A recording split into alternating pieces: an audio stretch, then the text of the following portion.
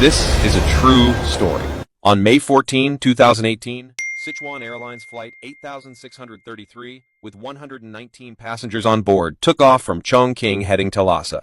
However, shortly after reaching cruising altitude, a crack suddenly appeared on the first officer's windshield. This unexpected event unsettled both captains. The captain instructed the first officer to consult the emergency manual and find an emergency response plan. Meanwhile, they reported the situation to air traffic control and requested an emergency landing at the nearest Chengdu airport. However, before receiving a response from air traffic control, the windshield shattered.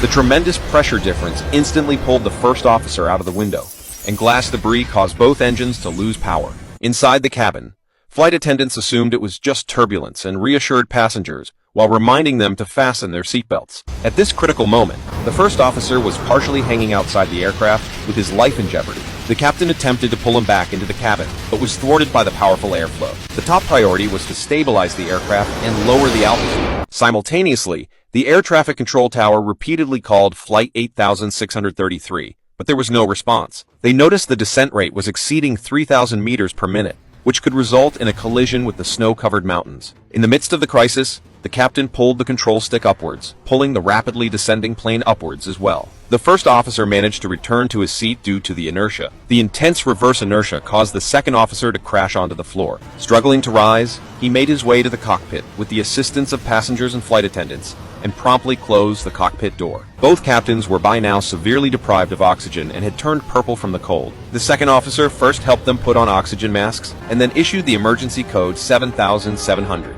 On the ground, the control center activated the emergency plan, shutting down all flights at Chengdu Airport and clearing both runways to ensure the safe landing of Flight 8633.